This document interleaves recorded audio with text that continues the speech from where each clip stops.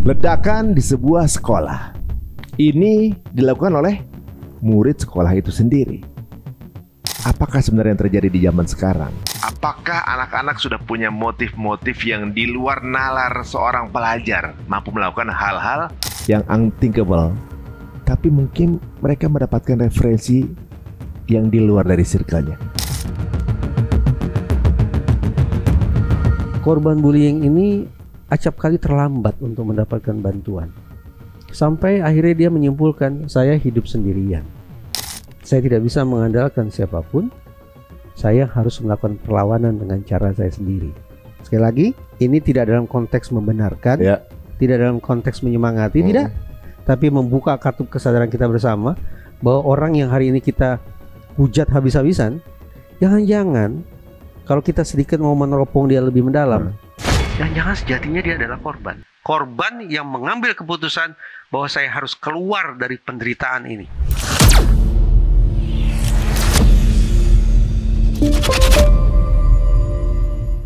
Nah, kita akan ketemu dengan Mas Reza Indragiri, ada di sini sebagai seorang psikolog yang juga sepertinya memperhatikan kasus yang cukup viral di dunia berita Indonesia ini. Assalamualaikum warahmatullahi wabarakatuh, Mas. Waalaikumsalam warahmatullahi wabarakatuh. Intronya nggak pas. Apa tuh? Intronya serta-merta pukul rata. Kalau anak kemudian bawa bahan peledak, melakukan kekerasan, niscaya buruk, niscaya salah. Padahal belum tentu. Belum tentu. Ini dia nih. Ini sekaligus nih kita bahas mengenai kekeliruan narasi pada saat kemudian membawa berita. Jadi kalau menurut Mas Indra, narasi yang tepat apa? Pertama ya, kenapa saya katakan tadi narasi itu tidak begitu tepat? Karena sekonyong-konyong begitu Mas Ari mengatakan hari ini ada anak meledakkan sekolahnya dan seterusnya. Saya sekonyong-konyong teringat pada situasi ketika sekutu mendarat di Surabaya. Ini saya baca di buku sejarah loh. Buku sejarah yang ditulis oleh menantunya Bung Karno. Saya lupa menantunya Bung Karno siapa sih namanya? Taufik Kemas. Taufik Kemas. Ini menantu Bung Karno juga kan? Betul juga ya. Iya benar. Bukan jadi gini. Bung Karno punya anak angkat. Omi dan Ratna. Saya lupa nih yang mana nih. Itu salah satunya punya suami. Suaminya itu wartawan atau penulis. Nah, menulis buku sejarah itu. Dia cerita bahwa ketika sekutu mendarat di Surabaya, salah satu yang menyambut pasukan sekutu apa? Pelajar-pelajar. Bawa ransel, bawa tas. Isi tasnya apa? Bahan peledak.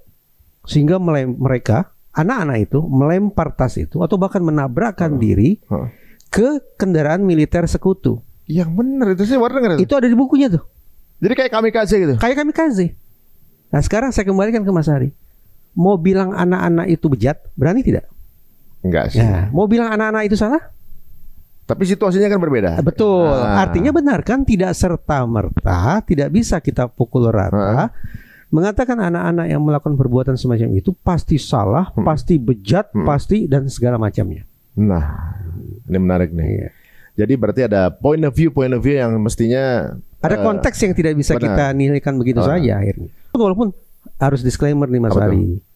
Saya wabil khusus ya kita lah semua tidak mengatakan narasi barusan ini sebagai pembenaran apalagi penyemangat bagi anak-anak untuk melakukan perbuatan yang punya ide serupa. Jangan, bukan begitu pemaknaannya. Bukan begitu pemaknaannya.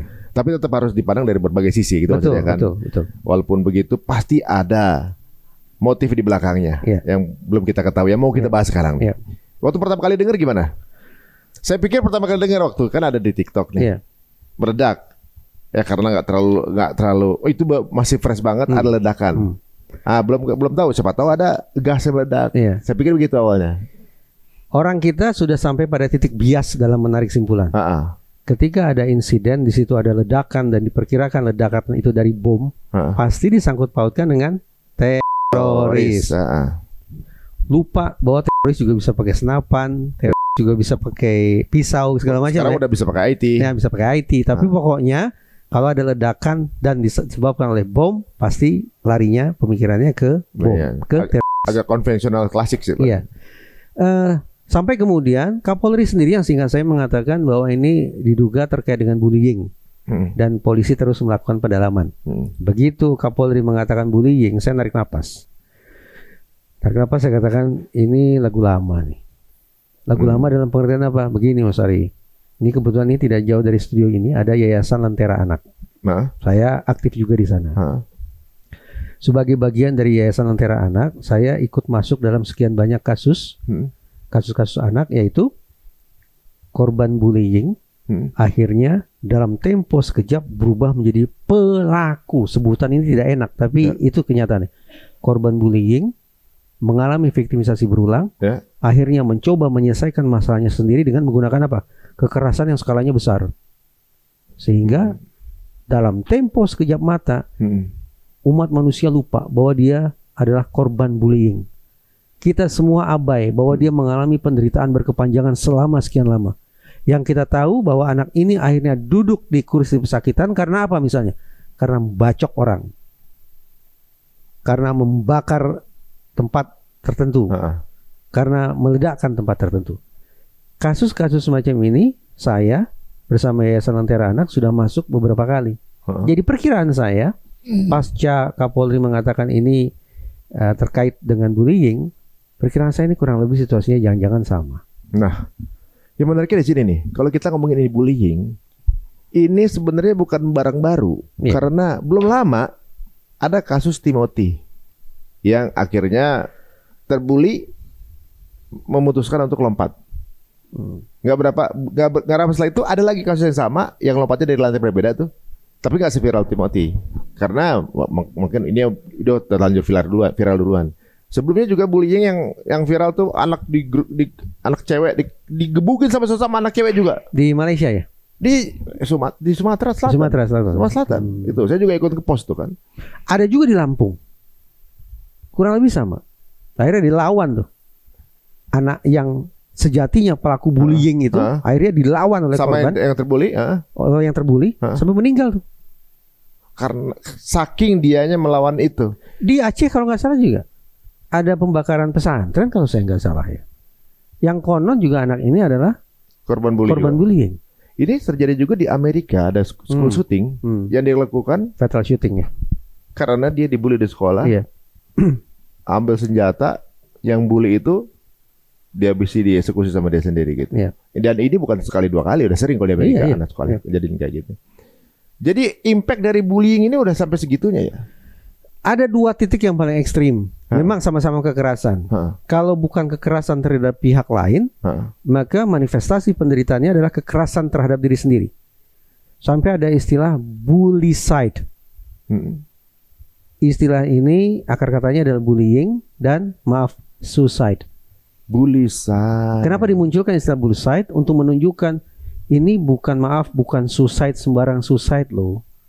Ini suicide yang nyata. Akibat apa? Bullying. Alhasil bullying itu bukan bercandaan loh. Bullying itu bukan senda gurau loh. Bullying tidak boleh dipandang sebagai tindak tanduk yang merupakan kelaziman dalam perkembangan remaja loh. Tidak boleh dipandang seperti itu. Bullying adalah serius, sebagaimana suicide juga masalah serius. Ini berarti agak mirip dengan kejadian di Bali itu dong, Timothy. Saya terus terang ya, sampai sekarang saya masih bertanya-tanya. Memang kita merasa sedih, saya merasa sedih, merasa kehilangan. Tapi untuk memastikan apakah mendiang Timothy itu meninggal didahului dengan bullying, atau barangkali ada kondisi-kondisi kejiwaan yang khas pada dia, yang tidak ada sangkut pautnya dengan bullying, terus terang saya belum tahu simpulan kepolisian seperti apa pada akhirnya. Mungkin yang sempat viral saat itu adalah ketika meninggal, banyak komen yang masih membuli beliau kan. Kalau itu kan saya bayangkan berarti anggaplah bullying itu berlangsung pasca Timothy meninggal dunia. Sementara yang saya bayangkan bullyingnya itu sebagai penyebab. Apakah benar bullyingnya sebagai penyebab mengapa sampai kemudian Timothy melakukan tindakan sedemikian rupa, itu terus terang saya masih belum tahu. Ya harus ditabahin dulu ya. Iya, bullyingnya pasca atau justru pra kejadian gitu. Cuma kalau yang di SMA ini menurut saya agak uniknya, memang baru pertama kali terjadi. Seorang anak SMA sampai akhirnya somehow nggak tahu gimana caranya dia bisa bawa bom, entah itu ngerakit sendiri atau gimana, saya infonya belum terlalu jelas ya. Yang kalau dibilang tadi entah akan mengorbankan yang ngebully atau diri sendiri kan gitu kan? Iya. Atau siapapun. Siapapun yang akhirnya bisa saya incar sebagai target saya, kenapa tidak? Tanda petik kenapa tidak? Oh, jadi dalam hati itu kayak me against the world. Seperti itu. Oh. Orang-orang yang menjadi korban bullying, Mas Ari, itu acap kali menderita viktimisasi majemuk. Pertama, anak ini, saya bicara secara umum nih ya, anak ini diolok-olok, diremehkan, dilecehkan, dibully oleh teman-temannya. Itu viktimisasi pertama. Lalu anak ini mencoba mencari pertolongan. Dia berkeluh kesah ke keluarganya, dia mengadu ke gurunya. Tapi apa respon keluarga dan guru?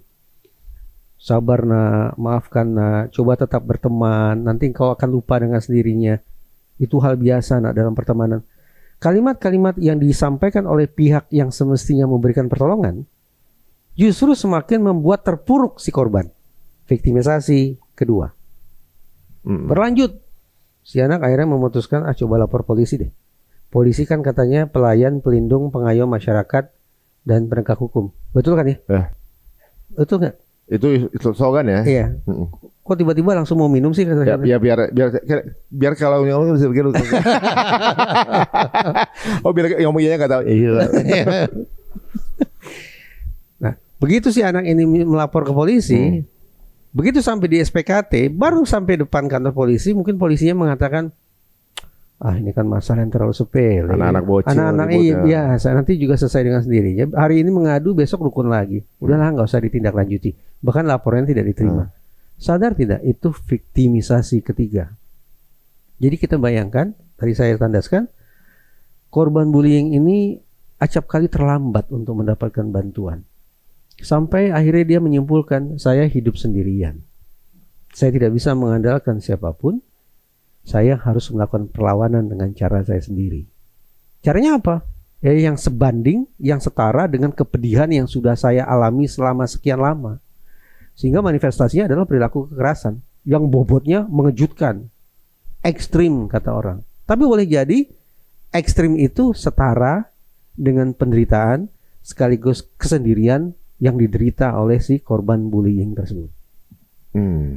Sekali lagi, ini tidak dalam konteks membenarkan, tidak dalam konteks menyemangati, tidak, tapi membuka kartu kesadaran kita bersama bahwa orang yang hari ini kita hujat habis-habisan, kita sebut pelaku, titisan setan, segala macam. Ada sampai begitu? Mungkin lah, kader-kader teroris dan seterusnya.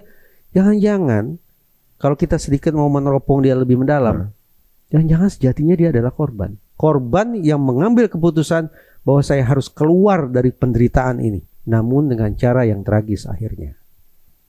Karena dia merasa nggak ada lagi yang nolong, keputusannya di dalam dia sendiri. Akhirnya nyari jalan keluar. Dia kulik bagaimana caranya bisa menghabisi orang. Kemarin saya sempat berbincang, Mas Ari, dengan sekretaris PB PGRI.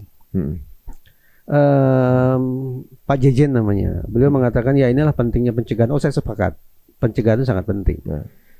Tapi dalam situasi seperti sekarang, sepertinya kita juga harus buka mata bahwa pencegahan tampaknya tidak lagi mujarab. Kita harus bicara tentang penindakan. Kita harus bicara tentang represif, bicara tentang penegakan hukum terhadap pelaku bullying.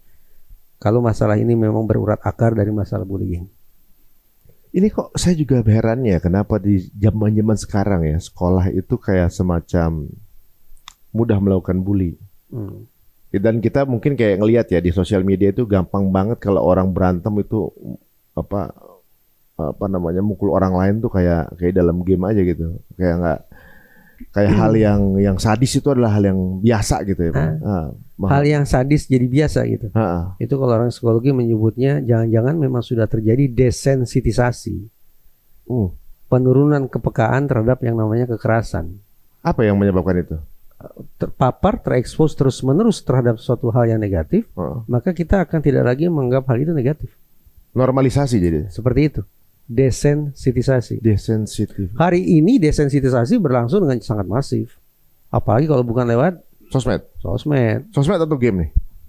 Kurang lebih lah, sama lah. Akhirnya kita, apalagi game kan, kita. Game memang sadis. Iya. Tapi kan kita menganggap itu sebagai game. Game. Iya. Jadi otak kita ini barangkali bergeser ya. Semestinya melihat adegan-adegan pembunuhan barangkali titik otak yang bereaksi itu adalah titik otak yang memunculkan respon kesedihan, ketakutan gitu ya. Tapi jangan-jangan hari ini begitu melihat tayangan-tayangan brutal macam itu, titik otak yang merespon bukan lagi kesedihan dan kemarahan, tapi kegembiraan. Oh, pantesan saya dengar juga itu kayak tentara-tentara ADF itu, ininya tuh salah satu ininya suruh main game perang. Mirip dengan tentara Nazi Jerman. Jadi kelakuan Israel ini mirip-mirip juga dengan Jerman sebetulnya. Oh, jadi gara-gara itu mungkin dia nganggap normalisasi membunuh orang kayak poin gitu. Kalau di Jerman tentara-tentaranya distimulasi dengan coklat. Coklat tapi campur zat-zat tertentu lah ya. Zat-zat tertentunya untuk menyala, coklatnya untuk memunculkan sensasi kesenangan. Jadi intinya sama, rekayasa terhadap proses kerja otak manusia untuk tujuan-tujuan jahat. Oh, jadi apa namanya, secara normnya gitu ya, membunuh orang itu salah, ditwist. Betul. Bukan lewat cuci otak berupa propaganda, provokasi, bukan, tapi lewat proses kimiawi tertentu yang mempengaruhi cara kerja otak manusia pada akhirnya. Oh, jadi secara nggak sadar kita tuh terprogram ya dari game dan dari sosial media gitu. Dan Mas Ari masih tahu kan, kita langsung terkunci dalam algoritma yang membuat kita mencandu pada materi atau konten itu kan? Ya. Kan? Kalau kita buka sesuatu, akhirnya kan algoritma baca kan? Iya, algoritma baca. Pada dasarnya kita awalnya biasa-biasa aja gitu. Oke, menemukan konten tertentu, anggaplah konten kekerasan gitu ya. Kita biasa aja kan. Tapi algoritma akhirnya menjebak kita sehingga kita menjadi pecandu terhadap konten itu. Karena terus-menerus kita dibombardir bener oleh konten yang sama saban hari. Sehingga kita jadi mencandu. Ya. Gila kan? Jadi lebih lama spend di sini ya kan? Kita diprogram oleh ini ternyata. Jadi siapa bilang kita adalah masternya? Kita adalah pemegang kuasanya. Kita ada slave yang jangan gitu. Tanpa kita sadari ya. Oh iya, bisa jadi ya. Iya. Kan, zaman dulu kalau nggak suka berantem tuh one on one gitu ya. Sekarang bully ya. Dan bulinya tuh udah kayak apa namanya, sadis-sadis banget gitu. Pidana sebetulnya. Ini kita barusan bicara tentang chamber effect istilahnya Mas Ari. Bahwa kita tuh ada seperti terkunci dalam sebuah ruangan tertutup. Yang kita hirup udaranya berputar-putar itu aja gitu. Sama seperti halnya akhirnya kita tanda petik menjadi adiksi terhadap konten tertentu. Kayak Fufafa, dulu kan ada Fufafa ya. Sekarang di mana Fufafa? Saya minum dulu. Jangan sampai ada istilah Fufafa goes to school. Kan kata Roy Suryo nih, Mas Roy di mana beliau sekarang nih? Kata Mas Roy kan 90% Fufafa itu orangnya kita kenal, kata dia gitu kan. Tapi nggak nyebut nama. Enggak. Minum dulu kan. Oke. Biar apa kita minum dulu yuk. Nah, kalau benarlah Fufafa itu adalah orang yang kita kenal, yang punya kuasa dan punya akses untuk kemana-mana, biar aman minum dulu. Maka jangan sampai Fufafa ini bikin program porn addict goes to school. Kan ngeri kan? Pecandu porno, roadshow ke sekolah-sekolah. Jangan sampai. Ini sebetulnya saya sedang cerita bagaimana otak kita sadar tidak sadar terprogram oleh konten atau materi tertentu, entah itu kekerasan, entah itu pornografi dan lain-lain sebagainya. Jadi kadang-kadang kita buka sosmed, satu konten itu masuk ke dalam beberapa elemen misalnya kan. Beberapa elemen misalnya komedinya ada, wanita cantiknya ada, travelingnya ada misalnya di dalam konten itu. Itu semuanya nanti masuk ke dalam pilihan kita lagi kan? Dulu kita masih bisa milih tuh. Berita online kita pilih kan, berita macam apa yang mau dipasokkan ke kita kan. Makanya kita yang milih. Kita yang milih olahraga dan seterusnya. Sekarang nggak perlu lagi, dia yang langsung baca isi kepala kita. Bahkan akhirnya dia yang memandu isi otak kita harus kemana. Oh benar juga ya, sebenarnya jadi kebalik. Itu kan kemajuan ya. Saya nggak ngerti nih 2.0, 5.0 segala macam. Ini tuh menunjukkan, pernah nonton film Transformer kan? Iya. Saya lupa Transformer yang keberapa. Saya dengan keluarga saya nonton, tercenung kami.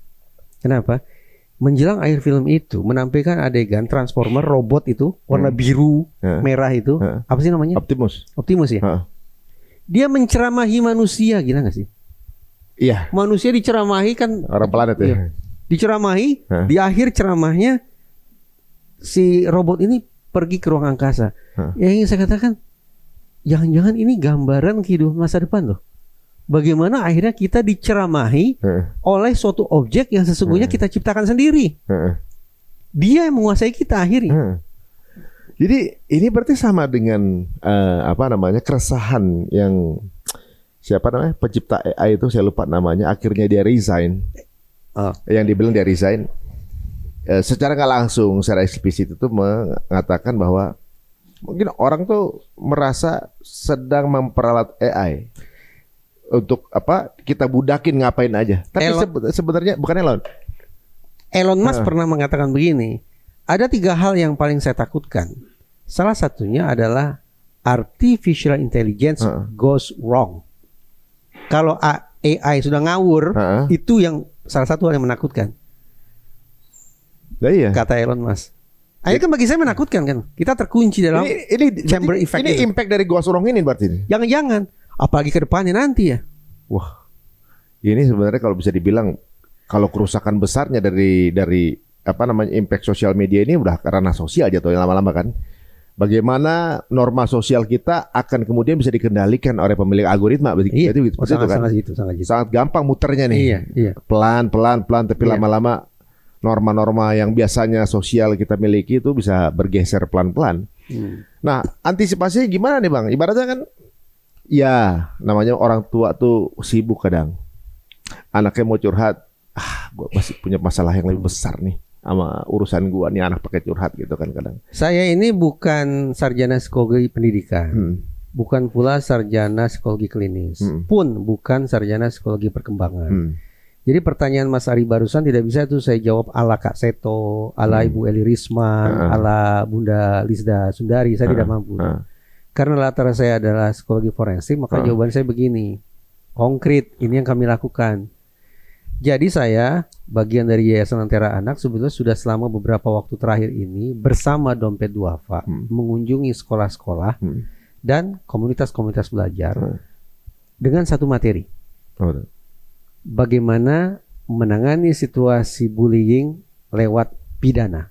Jadi kami tidak lagi bicara pencegahan, Mas Ari. Pencegahan sudah ada lah, Kak Seto, Bu Eli segala macam. Kami coba realistis. Kalau udah kejadian seperti ini masih relevan nggak bicara pencegahan? Tidak. Ya, jadi kami setiap kali kami ke sekolah atau ke komunitas, kami mengajak polisi terdekat, entah itu Polsek, entah itu dari Babin Kaptipmas. Kami cerita bahwa walaupun kata bullying itu tidak ada di dalam kamus hukum, KUHP tidak ada, Undang-Undang Perlindungan tidak ada. Tindakan tidak menyenangkan masuk bullying kan? Itu terlalu luas. Kekerasan itu saja dulu. Nah, kalau kita bicara kekerasan, ini berserak pasalnya banyak. Itu artinya bullying harus kita pahami mulai dari sekarang bukan lagi sebatas sebagai perilaku wajar dalam proses perkembangan anak-anak. Tidak boleh lagi kita pandang seperti itu. Bullying harus kita sikapi bersama sebagai perilaku kekerasan berulang dari anak-anak, dari remaja atau dari siapapun yang tengah mencoba menunjukkan dominansi dan kontrolnya dengan cara menghegemoni pihak lain. Harus kita pahami sebagai itu. Dengan kata lain, bullying sekarang harus kita kunci sebagai persoalan pidana. Implikasinya apa?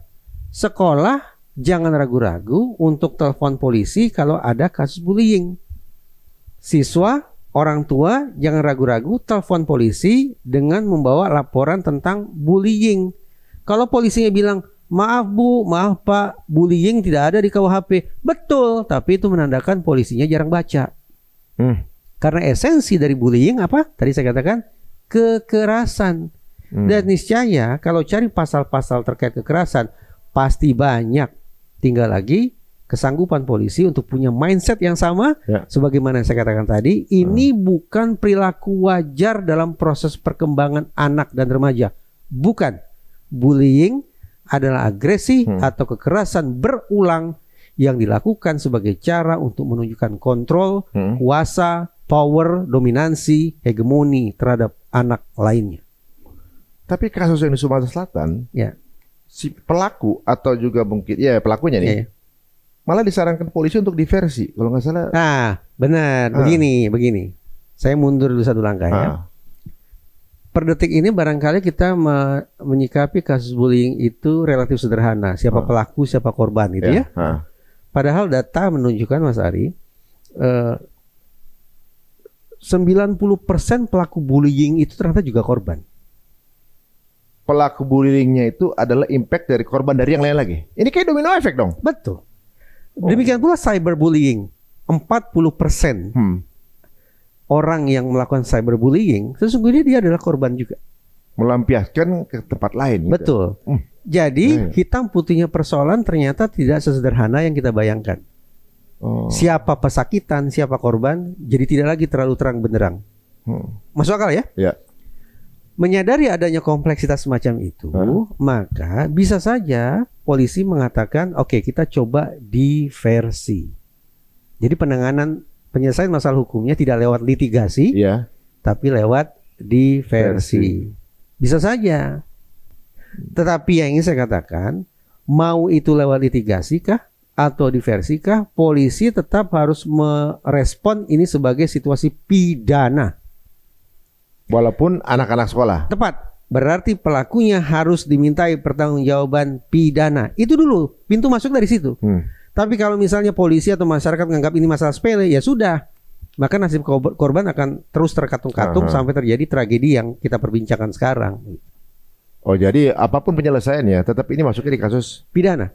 Itu rumusan yang saya, Yayasan Lentera Anak dan Dompet Duafa bawa ke sekian banyak sekolah dan komunitas belajar. Karena kami berpikir apa boleh buat. Kendati kita punya keinsafan bahwa hukum merupakan ultimum remedium, hukum adalah langkah terakhir, tapi langkah terakhir pun tetap harus kita pahami. Bagaimana kita pada akhirnya harus menggunakan atau mengambil langkah terakhir itu untuk memutus mata rantai perundungan. Jadi ada efek, bukan efek jera ya, efek takut gitu ya? Efek gentar sekaligus efek jera. Efek gentar orang tidak mau melakukan, efek jera orang kapok melakukan. Karena menurut saya yang viral-viral ini, bullying ini, belum ada yang dapat hukuman secara... Iya. Yang ada justru korban-korban bullying. Yang dalam tempo seketika akhirnya berubah statusnya. Yaitu menjadi pesakitan. Bahasa hukumnya anak yang berkonflik dengan hukum. Di Banjarmasin misalnya. Anak ini berulang kali dirundung oleh temannya. Tahunan. Sampai akhirnya suatu ketika dia melihat ini, tolong jangan dijadikan sebagai sebuah pembenaran ya. Anak ini akhirnya secara tidak dia rencanakan, dia melihat sebilah pisau di atas lemari. Apakah dia terpikir selama ini ingin menggunakan pisau itu? Sama sekali tidak. Cuma pada hari itu akhirnya dia putuskan untuk mengambil pisau itu, dia lakukan serangan ke orang yang bertahun-tahun melakukan perundungan terhadap dirinya. Saya hadirkan di persidangan.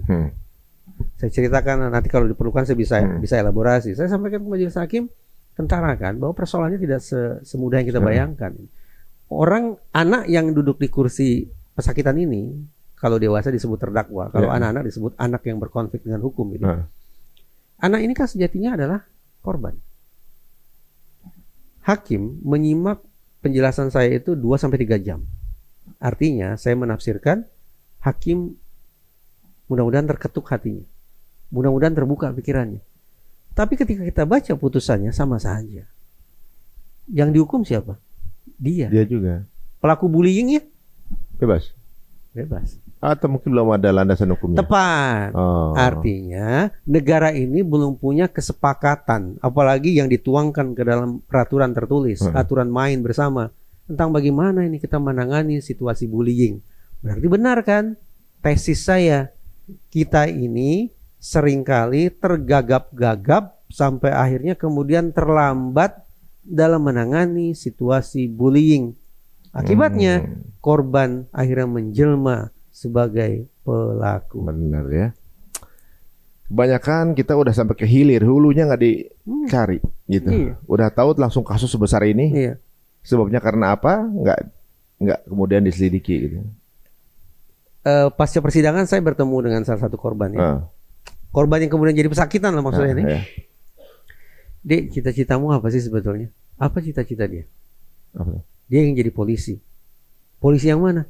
Polisi yang ada di Polres Jakarta Timur, yang sering ke lapangan ngecek segala macam itu. Siapa sih namanya, saya lupa. Oh, yang viral itu ya? Ya kayak hunter gitu. Barita. Nah itu. Kaget saya dengarnya. Kamu ingin jadi seperti Barita? Dia katakan iya. Kenapa gitu? supaya saya bisa menghentikan bullying dari orang-orang ini. Artinya dia pun menganggap memang cuma polisi nih pada akhirnya yang bisa menghentikan atau menyetop penderitaan para korban bullying. Jadi kesian nih lihat Enggal begini. Memang. Ya Allah. Saya pulang dari Banjarmasin, ya biasa lah ya, orang tua akhirnya membawakan saya oleh-oleh. Ya. Biasa kan orang timur begitu. Makanan saya bawa pulang, tapi hati saya teriris-iris. Karena saya sudah bisa meramal, Mas Ari. Percaya deh, saya berbusa-busa 3 hari 3 malam sekalipun, tetap saja nanti yang maaf di penjara cuma dia sendirian. Tambah terbuli mentalnya tuh. Jelas. 4 kali viktimisasi kalau begitu. Pasca proses penegakan hukum, dia menjadi korban kembali. Duh, dia terbitnya nanti selesainya jadi apa ya? Setelah berbagai bulan dalam hidupnya dia lewatin gitu. Jangan-jangan yang sekarang bersangkutan sudah selesai sekolah nih. Sudah selesai sekolah. Iya. Setelah bisa 4 fase itu. Iya. Kemudian akhirnya jadi terdakwa juga. Iya. Kan seolah-olah dunia ini kayak nggak ada keberpihakan terhadap dia. Bener. Ya semuanya kayak menjajah dia gitu rasanya. Iya. Akhirnya kayak jadi Batman kan. Saya hidup dalam gua kelelawar saya sendiri. Saya bikin inovasi teknologi sendiri. Saya babat habis itu semua. Saya bikin hukum sendiri. Karena udah nggak percaya dengan sistem yang ada kan. Iya. Ya jadi kesian juga sih lihat Enggal begini. Ya tadi juga Bang Reza juga bilang pelaku bullying juga sebenarnya korban. Atau mungkin di rumahnya nggak dapat perhatian, atau kekerasan di rumah gitu mungkin aja kan ya. Pokoknya dia ternyata pelampiasan di sini. Tepat. Dia tidak lagi kita bisa lihat sebagai makhluk hitam semata. Tapi dia ternyata juga hidup dalam penderitaan, dalam kesengsaraan. Wah. Itu yang menjadi krisis. Warna baju kita serasi ya, hitam putih ya. Iya. Sebenarnya bagian hitamnya di sisi. Jadi kalau sekarang terlihat bahwa peran sosial media di kehidupan anak sekarang itu berarti sangat penting banget. Kadang-kadang anak-anak ini sulit untuk mendapatkan akses diskusi dengan orang tuanya, atau kemudian mencari pertolongan dengan orang tuanya. Akhirnya karena nggak punya teman, nggak ada advokasi dari orang tuanya, dia cari pertolongan di sosial media kadang. Dan kadang-kadang salah. Iya. Misalnya dia cari bagaimana cara menghabisi si Anu, kan gitu langsung. Iya. Karena kedendamannya atau gimana, kemarahannya gitu. Sekitar 10 tahun lalu saya katakan di sekian banyak forum, termasuk ke teman-teman di kepolisian. Ini dalam konteks terorisme ya. Saya tidak mengatakan kasus yang kita perbincangkan ini terkait terorisme, sama sekali tidak. Saya hanya menyambung pandangan Mas Ari barusan. Begini.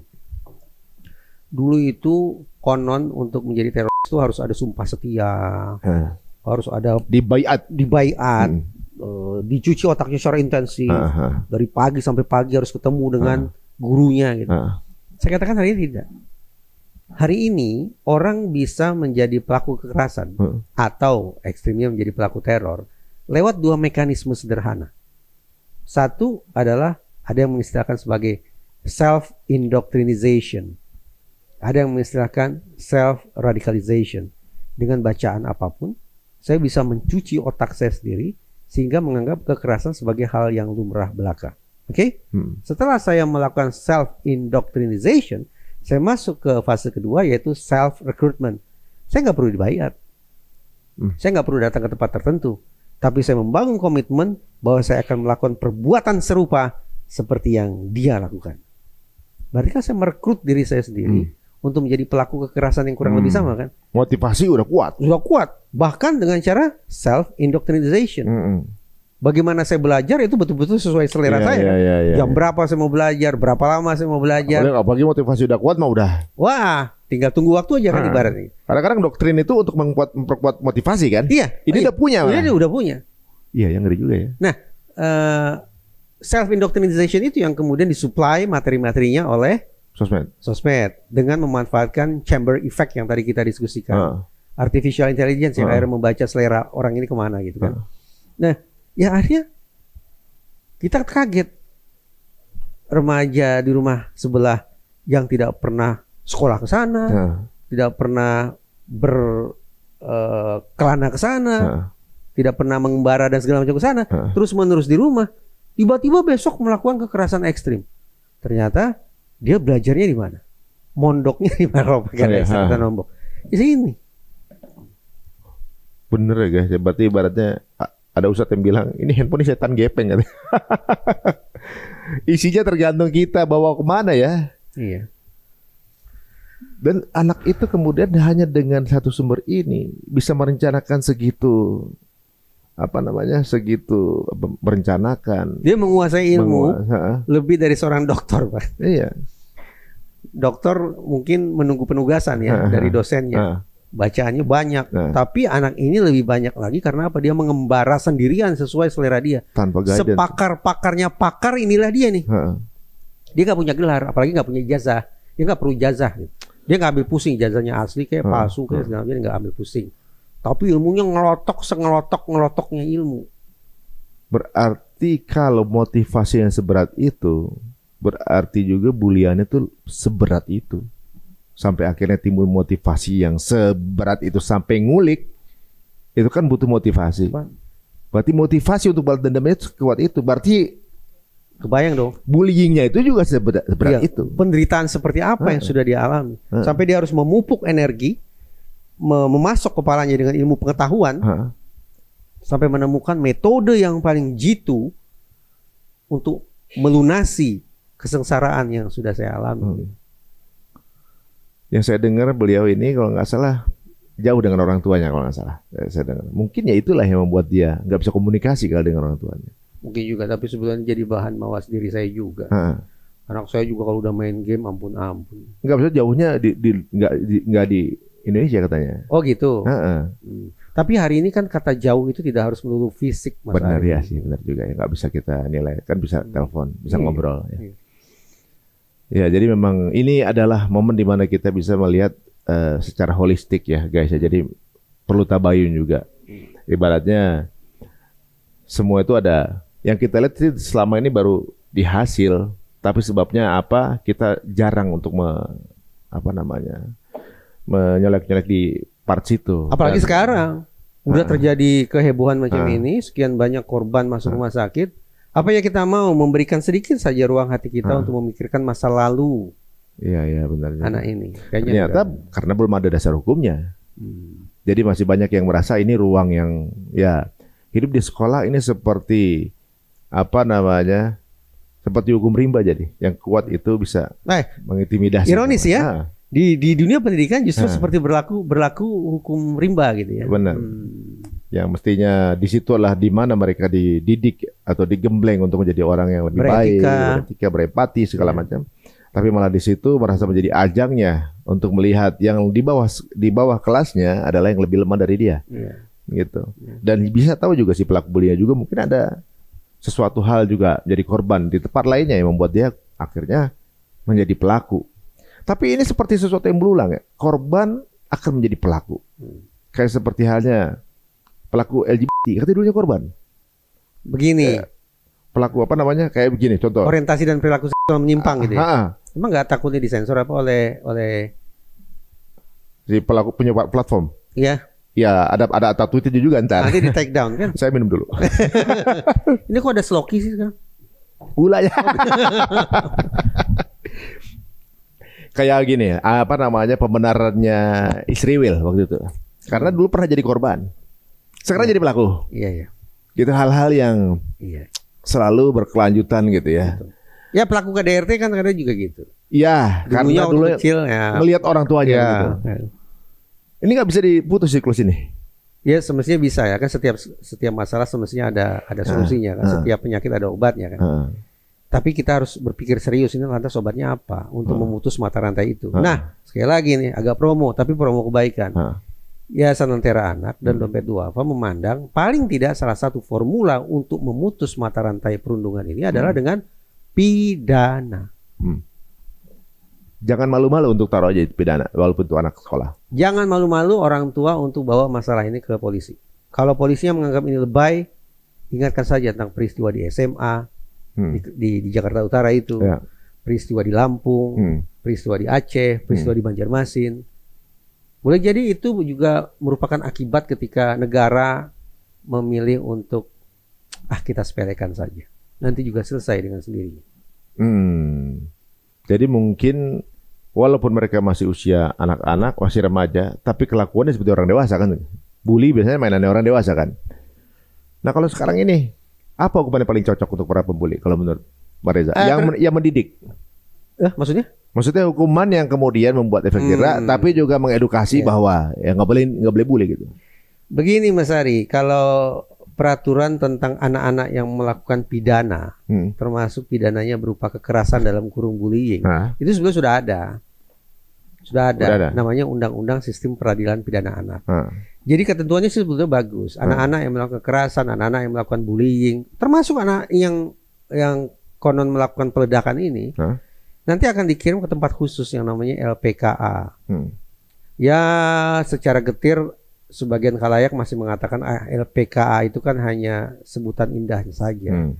Kenyataannya nyaris tidak ada bedanya dengan penjara juga.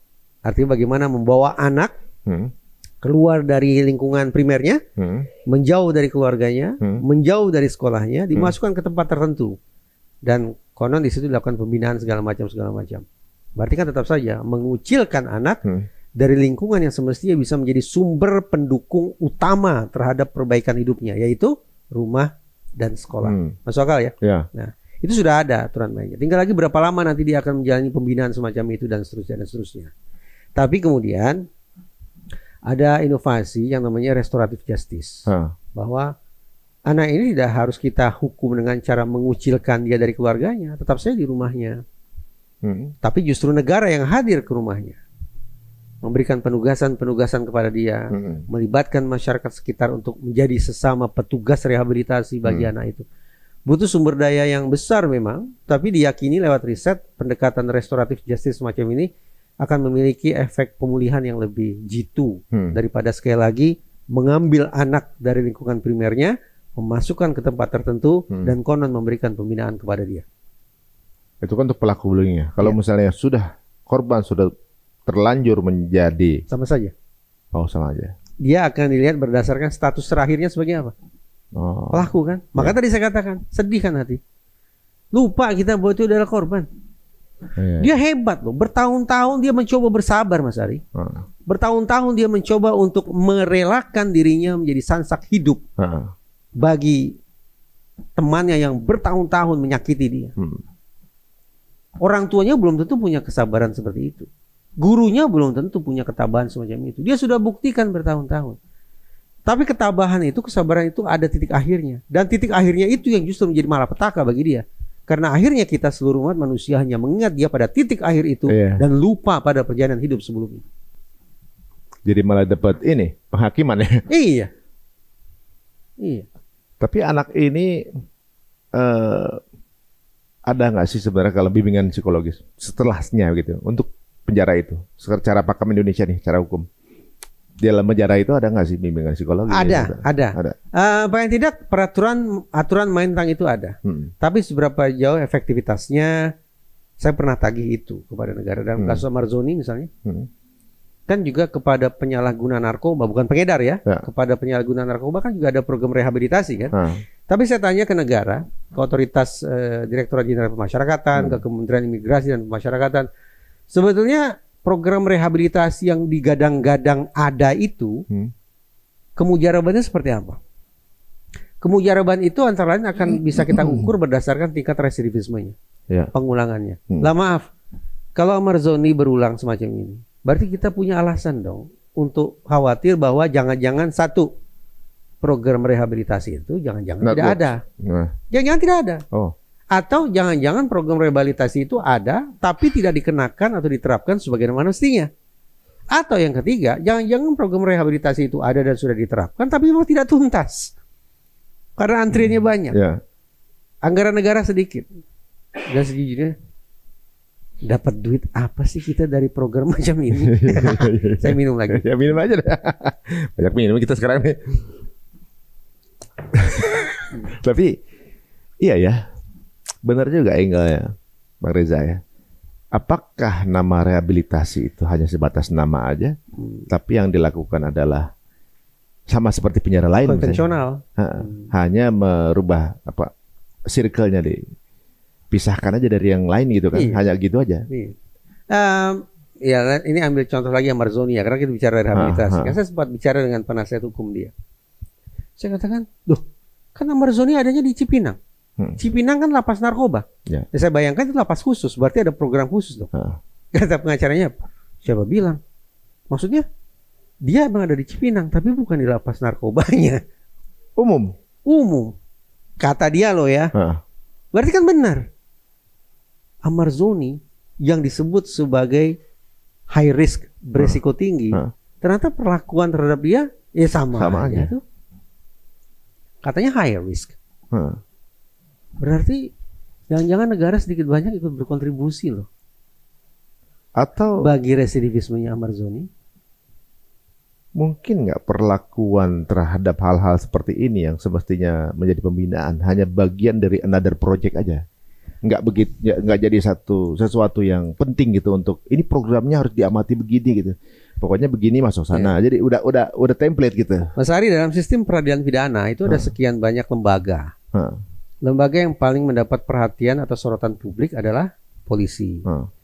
Di satu sisi itu meletihkan ya, dapat sorotan publik itu kan meletihkan. Tapi di lain sisi juga harus diakui berarti polisi punya banyak ruang dong untuk melakukan inovasi, melakukan A, B, C dan seterusnya.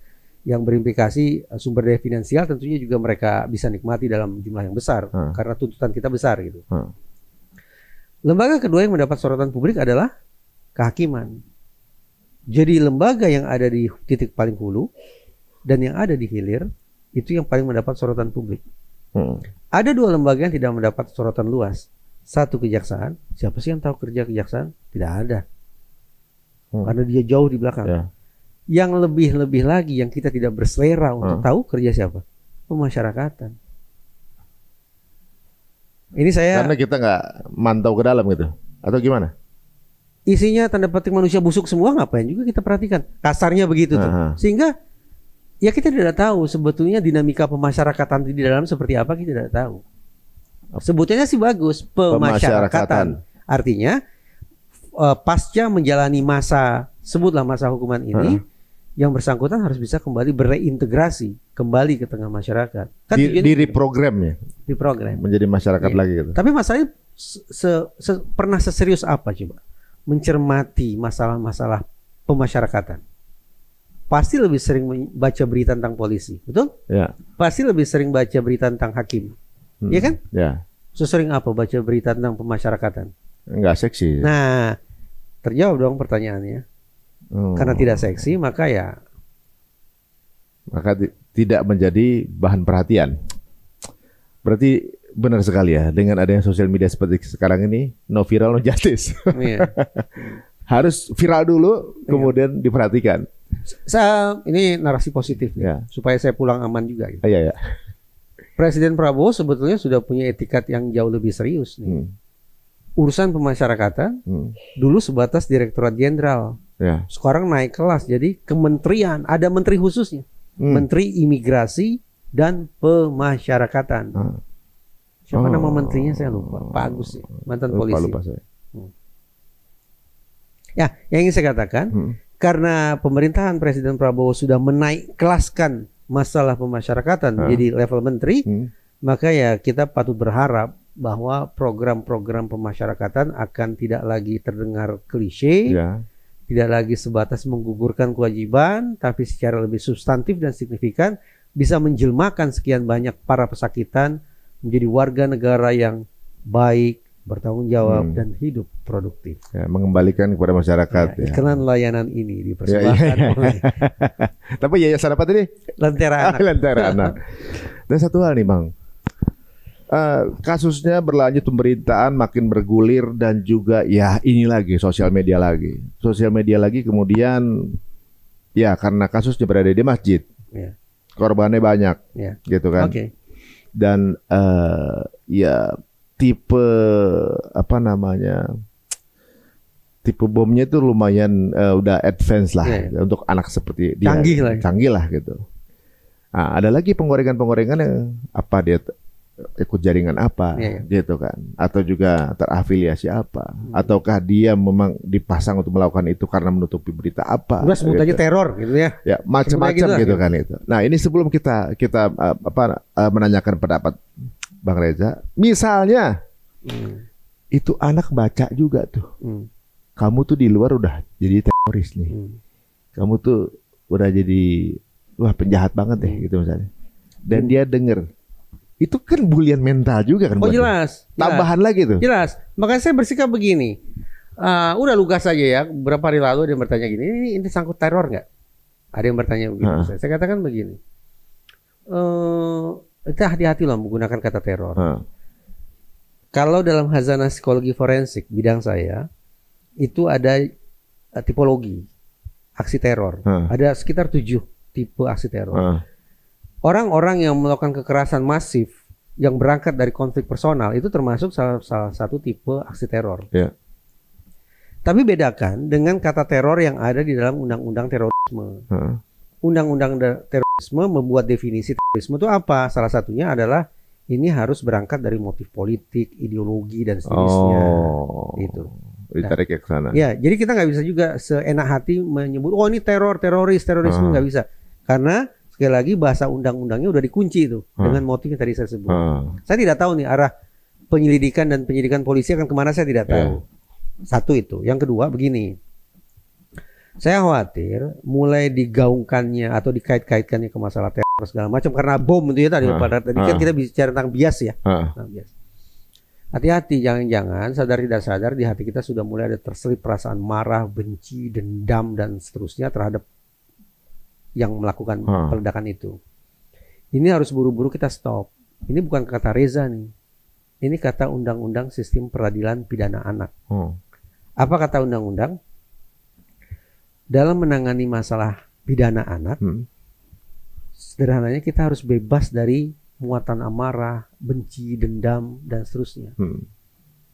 Jangan sampai kata teror itu sesungguhnya merupakan percikan bahwa di hati kita sudah mulai ada dendam. Dan kalau sudah mulai ada percikan semacam itu tidak tepat kata Undang-Undang Sistem Peradilan Pidana Anak. Pokoknya hati kita harus bersih kalau menyikapi pidana anak. Yang kedua, undang-undang yang sama mewanti-wanti kita. Kasarnya nih, sebejat apapun si anak, tetap dia harus dipandang sebagai insan yang punya masa depan. Sehingga tugas kita adalah membersamai dia menuju masa depan. Sekarang saya balik. Kalau kemudian kepada anak atau anak-anak ini langsung kita sebut teroris kau, kira-kira itu akan mendukung tidak dia menuju masa depannya? Udah langsung final itu ya. Gitu kan? Nah, berarti kita tidak didukung nih oleh undang-undang SWPA untuk memakai cara pandang dan menggunakan kosakata yang terlalu jauh seperti itu. Bukan kata saya. Kata Undang-Undang Sistem Peradilan Pidana Anak. Menuduh anak itu teror, itu juga teror psikis secara anak itu ya. Ini agak ini bisa dibilang pelik loh guys kalau kita nggak pikirin beneran ya. Ini kalau kata orang seperti plot twist kan jadinya ya. Iya benar, kayak plot twist ya. Ujungnya sebenarnya dari jadi sebab akibatnya ini benar-benar saling keterkaitan. Kata dia bilang domino effect. Berarti ada satu sistem yang nggak berjalan dengan baik dari kehidupan kita sehari-hari, nah di keluarga, parenting, sekolah gitu tuh banyak keterkaitan yang mungkin ada yang miss linknya gitu. Yang sampai akhirnya yang merasa terbuli mencari akses-akses yang ini tanpa guidance. Ya dia ngerasa sendiri akhirnya kemudian entah mungkin nanya ChatGPT gimana cara rakit bom apa segala macam, ketemu sendiri caranya. Anak sekarang kalau untuk ngulik jago loh pasti. Semua informasi itu gampang diakses. Pasti. Mereka jagonya sekarang nih.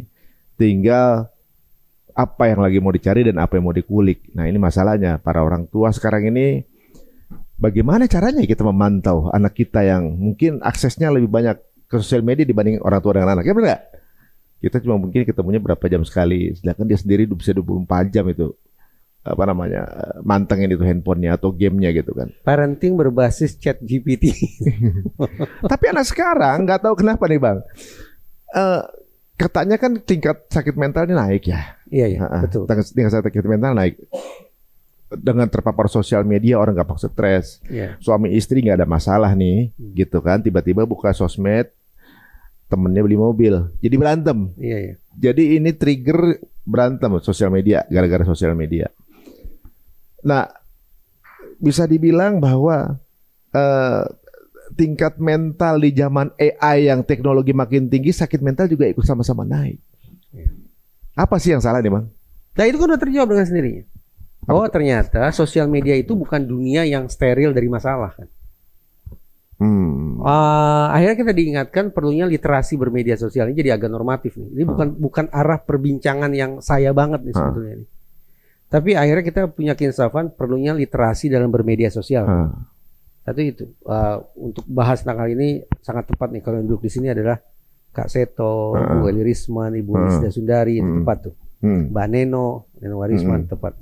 Kalau saya mungkin tidak sampai. Hasilnya mungkin setelah itu diforensikin baru.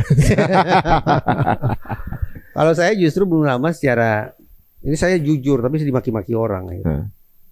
Saya mengatakan ada tidak ya kemungkinan saya ini sedang menderita kalau di Amerika disebut sebagai Trump Anxiety Syndrome. Sindroma kecemasan akibat Donald Trump. Gara-gara terlalu pusing saya memikirkan Donald Trump, maka akhirnya saya sakit. Itu kata orang Amerika. Itu bukan istilah ilmiah, tapi secara empiris sekian banyak orang berkonsultasi ke psikologi dan psikiatri dengan membawa keluhan itu. Pikiran saya terganggu oleh manusia yang satu ini. Adakah kemungkinan saya mengalami kondisi yang kurang lebih serupa? Jadi tekanan batin yang saya alami serius nih. Saya jujur ini serius. Kondisi tekanan batin yang saya alami itu juga jangan-jangan mirip-mirip dengan Trump Anxiety Syndrome dialami oleh orang Amerika. Tapi tentu saja bukan Donald Trump yang maksudnya.